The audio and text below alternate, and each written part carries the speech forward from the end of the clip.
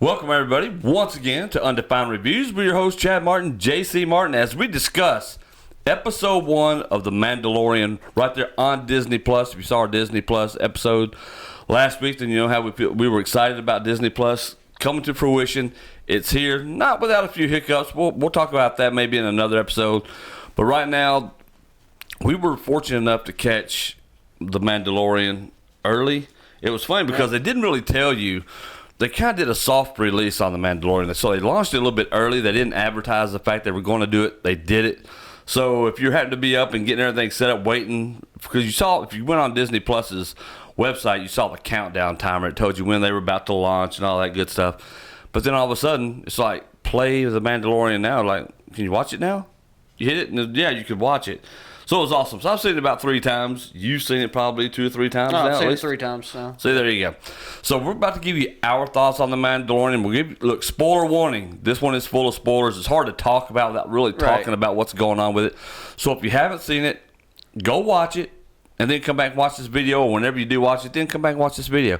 Now, for those of you who have seen it, please leave your comments down below if you agree with us, disagree with us. How did you feel about this episode? Be sure to follow us on Twitter at Undefined Review, on Facebook at Undefined Reviews. Hit that notification bell, subscribe to this channel. You get all of our new content when it comes out. Like the video. Absolutely. Because the like button on YouTube works as a favorites button or a saved videos button. Sure. So, if you haven't seen The Mandalorian yet, you're just now getting into Disney Plus, or you haven't gotten into Disney Plus yet, which I don't understand why not, you get a 7-day free trial. Go ahead and hit that thumbs up button. That way you can come back to this after you yourself have delved into episode 1 of The Mandalorian. All right, so speaking of The Mandalorian, what did you feel about this show, the very first episode of this series? It had ups and downs. It wasn't a perfect pilot by any means. But it did some impressive things. Like, it established a universe. Yeah. Which we were expecting. I mean, it's within that Star Wars universe, but this is 5 years after Return of the Jedi. This is a time period that we haven't seen in Star Wars films or media of any kind.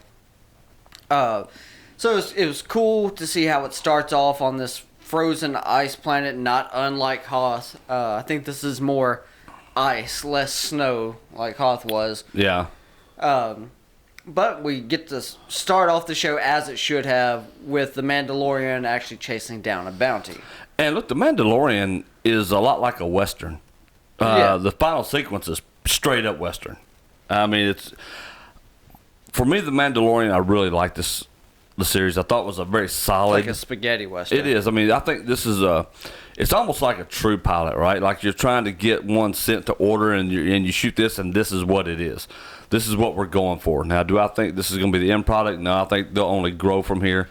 Dave Filoni, for those of you who ever watched Clone Wars, The Rebels, all Disney's animated stuff. Series, yeah. Dave Filoni, this is his first foray into live action. Now, he's directed, and you could kind of tell it at times that it was with just some of the things that went on here. There's a couple of scenes in here. I don't even know the name of the creatures that were, you call them dino tadpoles, and I think that's probably appropriate. They did that. Tadpoles. So dino tadpoles, and see what happens when you do this. That's why vibrate is a thing. Man, that's bad. Or even silence. You can put it on silent. So the dino tadpoles, they were a thing. The blue guy at the front seemed like he stepped right out of a cartoon and an animated show. The first bounty that we see the Mandalorian go after, which that whole sequence was still pretty cool. The fight. There were a lot of creatures in this first episode that you have never seen in Star Wars. That's right. There were quite a few of those. Of course, there were some old favorites revisited. Now, none that were name specific, but we saw a lot of different, like. Oh my God, we saw some of the Rhodians and different things like that were in here. We got to see... Well, of course, the first language you heard spoken on the show is Huttese. Yeah. So that's brought back right off the bat.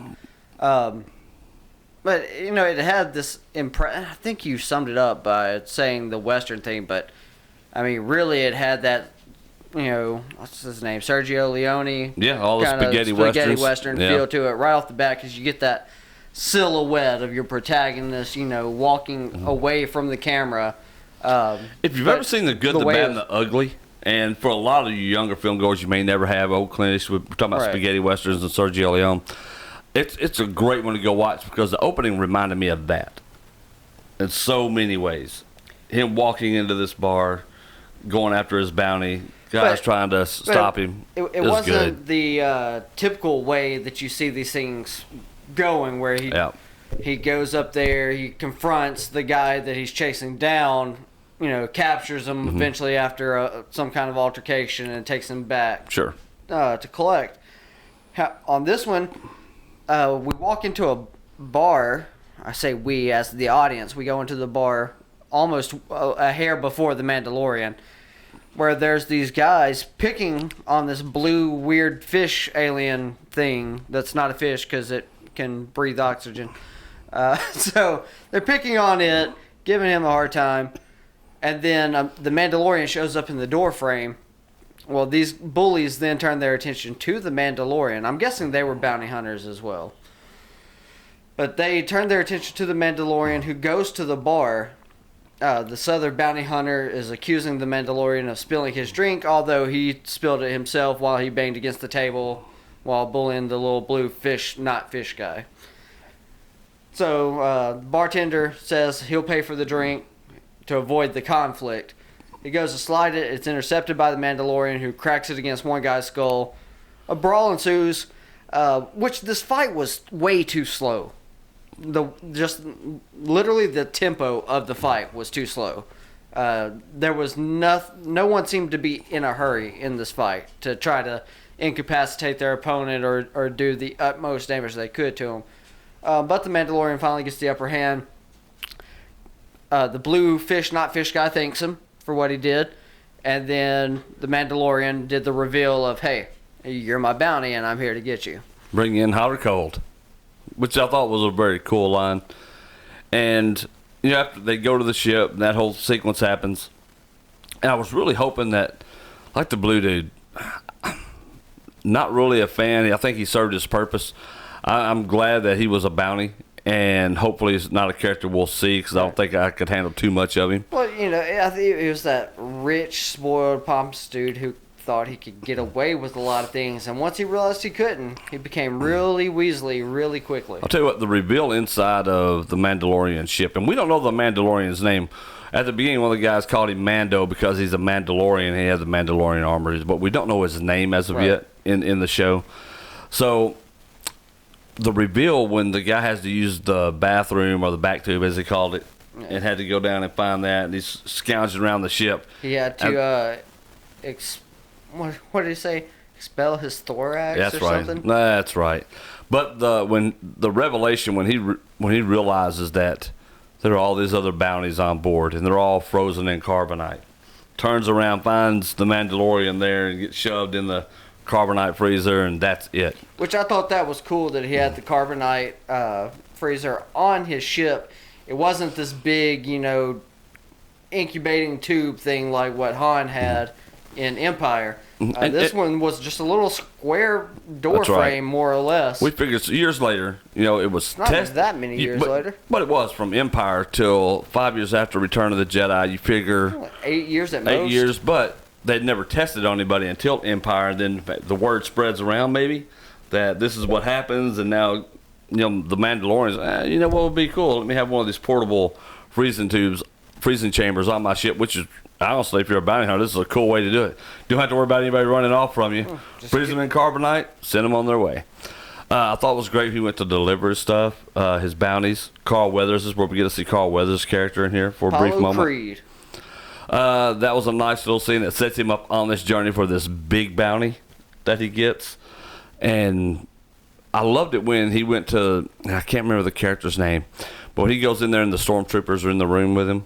Hey, I don't know the character's name either, but it's Werner Herzog. Yeah, Werner Herzog plays the character, and he's great, as he always is.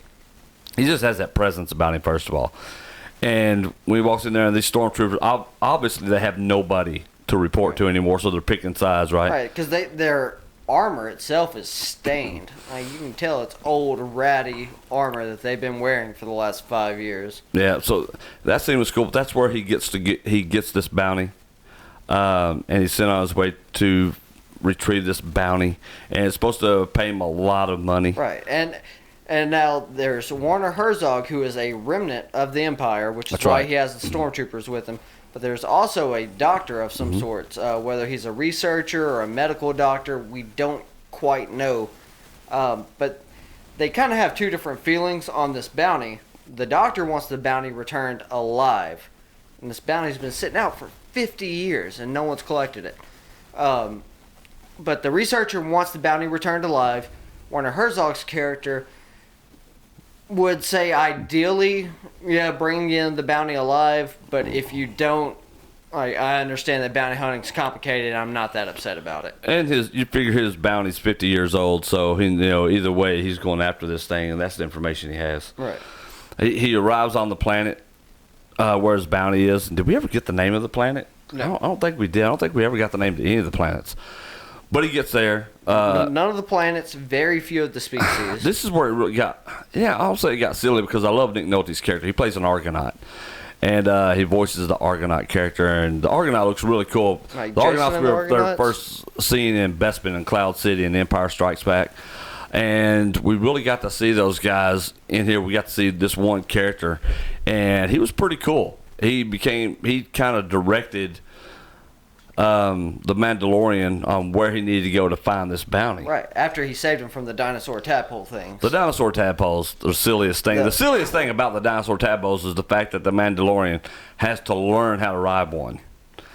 Which, I mean, it's if it weren't so goofy looking, it really wouldn't be that big of a deal. But the fact that they look so dumb. Well, they look so dumb. It's like, how many different ways are there to ride one of these? Right, and not only that, but the Mandalorian asked the guy, "Hey, do you have a speeder bike or a land speeder or anything?"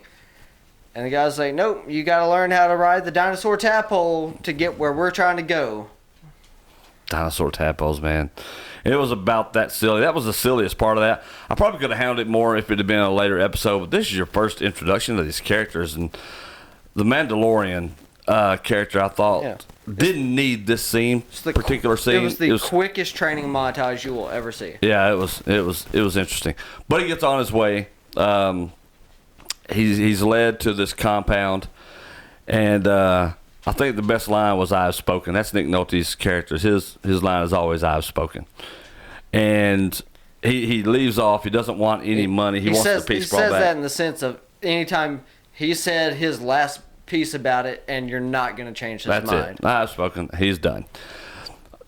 So the Mandalorian overlooks the compound, and he's getting ready to put his plan into action. Here comes there's just mercenaries everywhere. Oh, they're everywhere. And then here comes this IG-11 battle droid, right? Now, I don't know if it's an Imperial droid or it's a battle droid or I don't even know what they're called. It's a bounty droid. So the bounty droid walks in, right? IG-11's in there. Those of you who are not familiar, the IG series of bounty droids are common throughout a lot of the Star Wars books and stuff. IG-88 being the most famous. Right. We saw a flash of IG-88 in, the Empire, right? And Return of the Jedi. Where was he in Return of the Jedi? I think it was in Return of the Jedi. I know he was on the Star Destroyer. Yeah. In Empire. He was on Star Destroyer in Empire, but he wasn't in Jabba's palace. He might have been. I can't remember. Now. You've seen them before, what they look like. That's right. But there was also a video game back in the, mid to late 90s. Star Wars Shadows of the Empire. Where you play as a knockoff Han Solo. You fly a knockoff Millennium Falcon. But you do get chased by IG-88, which ultimately ends up in a confrontation in a train yard or a salvage yard or something like that on some remote planet. Was my big takeaway from it. But that was like the big bad. I don't even remember who the real big bad was in that game. I just remember IG-88 being the toughest. That's right, which was kind of cool. But you see this IG-11 bounty droid. He goes in there, guns blazing, shooting at all these things. And then all the... Voiced by Taika Waititi. That's right. Who played Korg on Thor Ragnarok and on the Avengers Endgame and all that. It was also the director of Thor Ragnarok, and will be back to direct Thor Love and Thunder. But what's cool about IG-88 and Taika Waititi doing this role is it didn't sound like he sounded like Warg or anything like that. His character was really cool. I like the character. These bounty hunters are, of course, still kind of funny. Still kind of funny. The mercenaries all bail out. Down comes the Mandalorian. Immediately gets tagged by IG-11. Then he tells them they need to work together to take down these guys. Which that whole part was funny. Because they actually have a bounty hunters guild. That's right. There's a guild. These bounty hunters. They're unionized. That's right. So they're down there and they're doing this. They finally get in. They beat the bad guys. We're going to talk about one scene in particular. That part of that scene when the minigun was out there, floating around there. The hover minigun. But during this fight where the Mandalorian and IG-11 are shooting at these mercenaries, which they are wildly outnumbered. Yeah. In those times of crisis, while they are wildly outnumbered, IG-11's favorite go-to thing is that he's about to activate his self-destruct protocol because the way he was programmed, he is not allowed to be captured. That's right. So every time he does this, a plate in his chest opens, and there's a thermal detonator lodged in his chest, ready to go off. And the Mandalorian has to talk him out of it every time. And IG-11's very easily talked out of self-destruct. Okay, sounds good. Oh, you want covering fire? All right, I'll do it. Yep. He liked how it sounded. So they get through this whole spiel a few times, and they finally clear out all the mercenaries. They open the door to get into where the bounty is. Well, do you want to talk about the mini cannon? Yeah. Here's where parts of the direction needed a little help. Right. So towards the end of this, thermal detonator bit that they're doing, a minigun or a mini cannon comes out and it's being fired. It's like a hovering platform with the minigun on it. So it's being fired at them. IG-11's wanting to self-destruct, of course. The Mandalorian convinces him to lay down covering fire, which IG-11's promptly shot and knocked down.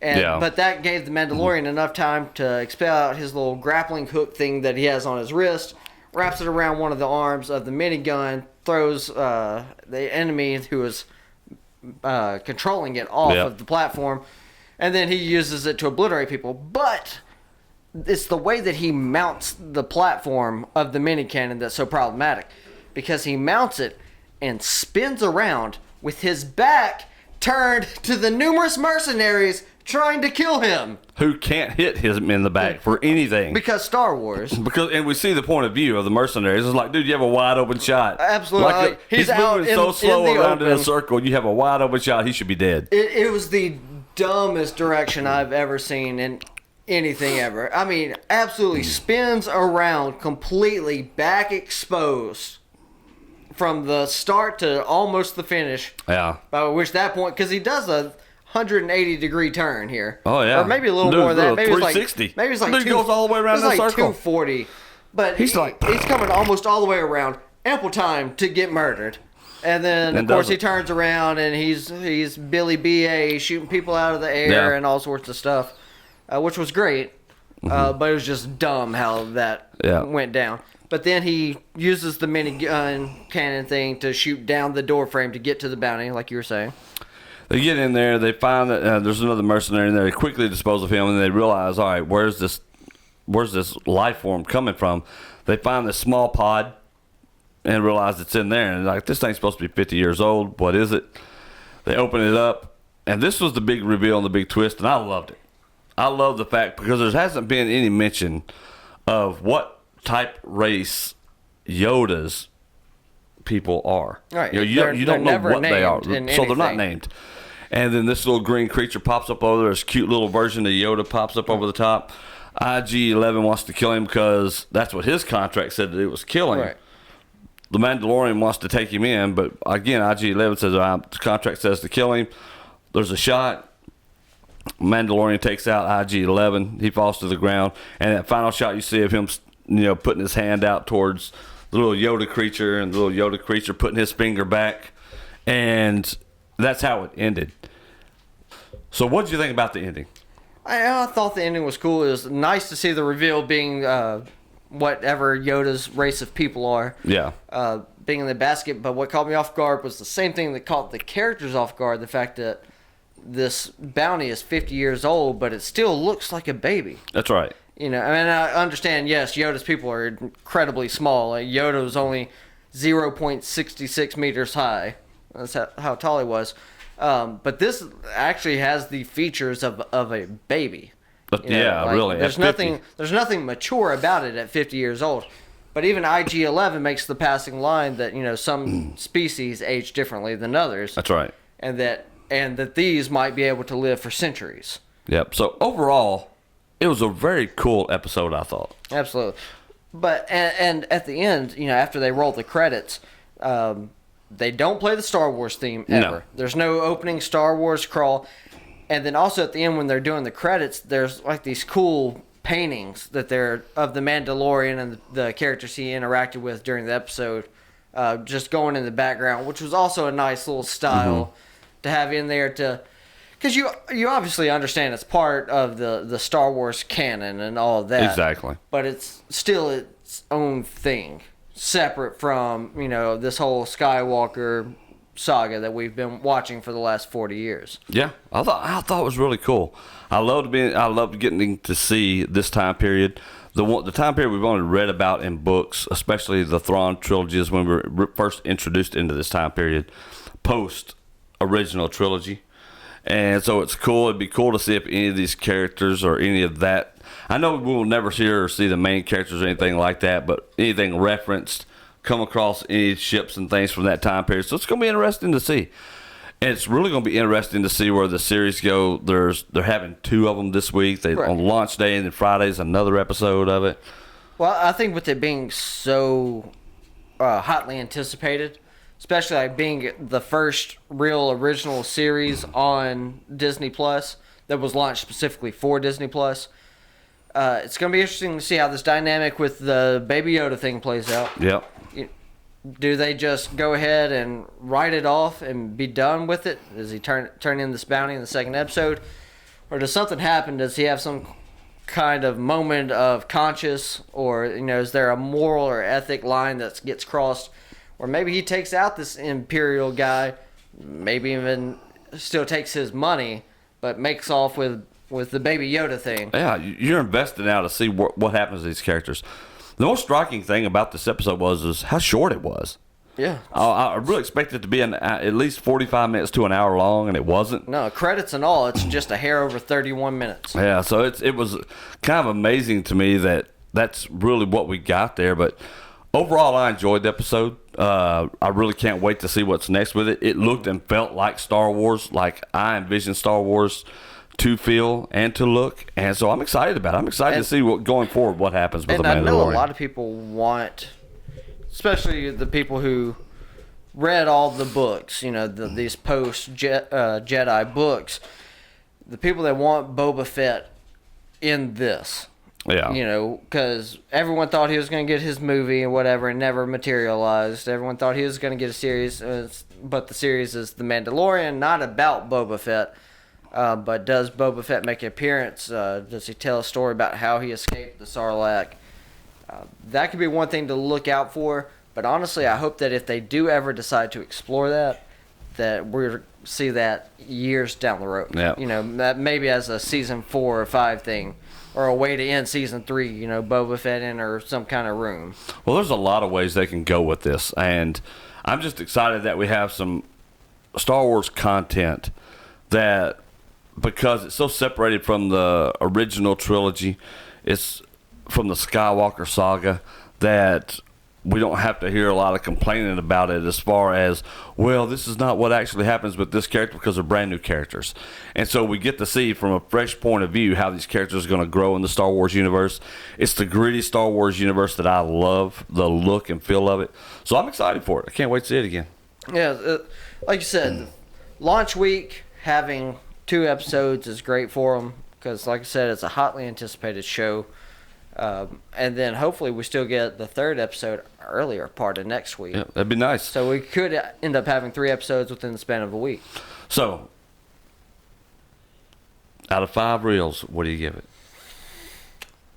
for the ups and downs that it had, like some kind of pacing issues here and there, not giving enough information at times, like for species of aliens encountered, names of, like, I would have liked to have known the name of the bounty that he got on the first planet, and maybe he did. I tried to watch this with the subtitles, and the subtitles are way up past the top of the screen, so it's hard to figure out a lot of that stuff. So Disney stuff. fixed that. For starters, just put the subtitles at the bottom of the screen like everyone else does, and it works. Don't fix what's not broken. So, small little things that kind of bothered me about it. Of course, the dinosaur tadpoles that are apparently rideable. They're not banthas. So, no. I'm going to give it a 3 for a first episode. It wasn't bad. There's room to grow on. But I don't just love it so far. I have to agree with you. I was going to go 3 as well. I really like this episode. And I think there's, again, we talked about, is there room to grow? Yeah, there is.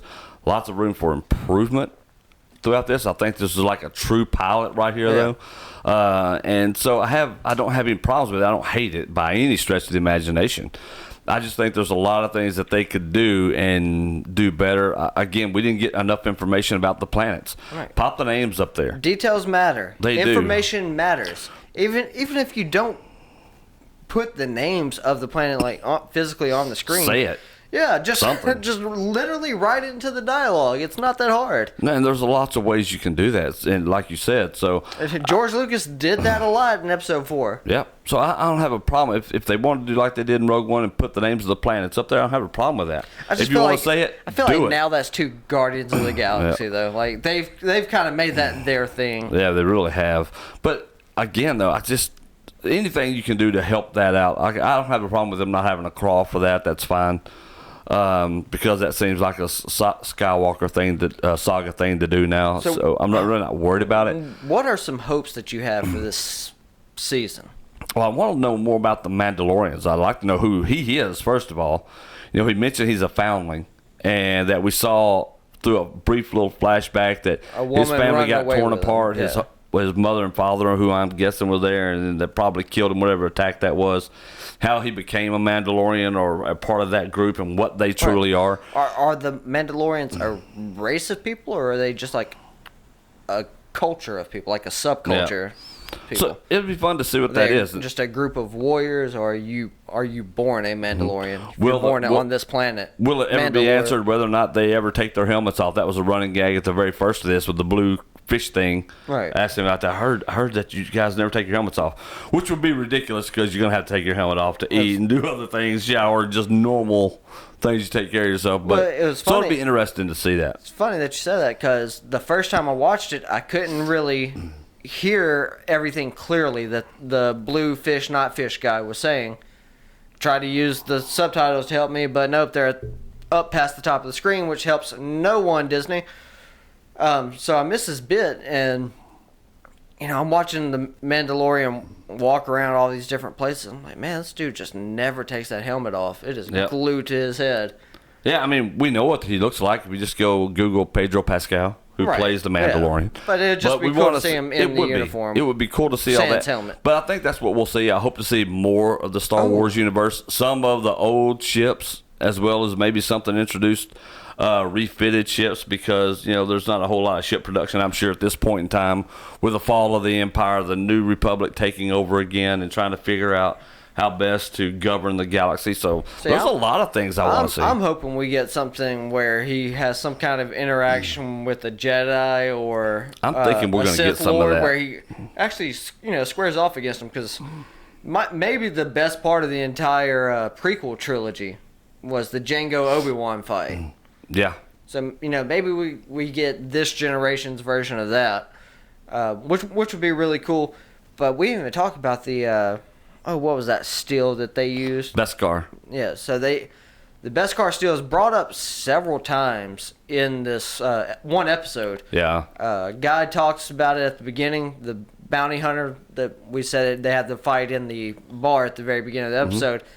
He asked if his armor is really made of Beskar steel, and then Werner Herzog's character, he pays the Mandalorian part His of the down bounty payment. up front, Yep. which is a large, because we kind of get a sense of what Imperial or Galactic credits are like in the show. That's right. You know, they range in sizes, but also in color. Yeah. But this Beskar Steel credit that he gets from from Werner Herzog is a big, rectangular plate. Yep. It's very massive, but he takes it to another Mandalorian, The armor. which she melts it down and then makes him a shoulder piece out of it. But this shoulder piece, you don't find out it's a shoulder piece until she really puts it on his shoulder. You would think it's a cod piece. Yeah, but it looks good. It's pretty cool looking. And so I think we'll see more of that Minor develop. design flaw. Yeah, I think we'll see more of his armor develop because of that. So there's a lot of cool things I'm looking forward to The Mandalorian. They have a lot of room to grow. So even though we're both giving it 3 out of 5, don't think that means don't watch it. I think you absolutely should watch There's it. plenty of good ideas there. Yes. We just need to see them fleshed out. Exactly. It could have used a few more minutes. It was way short, and they could have done a few things here or there, but those are minor things, really. Yeah, it's good to have a quality Star Wars back that I really am excited about and excited to see where it goes. Very well done, shot very well. I mean, it was a beautifully done thing. I mean, some of the shots were outstanding. I don't have any gripes about that and how that looks, so good job. And also what's cool with something Disney Plus is doing is they're putting like extras, behind the scenes stuff, deleted scenes there for you to access on their streaming service, which is kind of cool. Yeah, go check it out. All right, guys, that's our review of the very first episode of The Mandalorian. We'll have another one up in a few days because, of course, the next episode drops Friday. I'm sure we'll be watching it a couple times before we actually repost our review on that. Be sure to give us a like and a follow. Subscribe to the channel. Hit that notification bell. Like this video. Follow us on Twitter at Undefined Review and on Facebook at Undefined Reviews. If you missed any videos, just check out the YouTube channel. Also, we just dropped a video on what is a Christmas movie. We talk about The Nightmare Before Christmas, Die Hard, Lethal Weapon, Love Actually, Just Friends. All sorts of films are discussed in that video. Check it out. Also, be on the lookout for our list of our top 5 favorite Christmas films. We'll have some honorable mentions in there. Yeah, a lot of good stuff. We're going to be dropping all sorts of different content on this channel, so be sure to check it out. Keep your eyes peeled. Follow us on Twitter. If you don't have the notification bell turned on YouTube, we post something and you miss it. If you are following us on Twitter at Undefined Review, you will still get that link so you can always get back to the content. Same with the Facebook page. So follow us, Undefined Reviews on Facebook. Already getting up there on likes there, but we need those subscribers here on YouTube to help this channel grow. Maybe our production will grow and we can create even bigger and better content for you to enjoy. That's right. We appreciate you guys tuning in. Until next episode, check soon.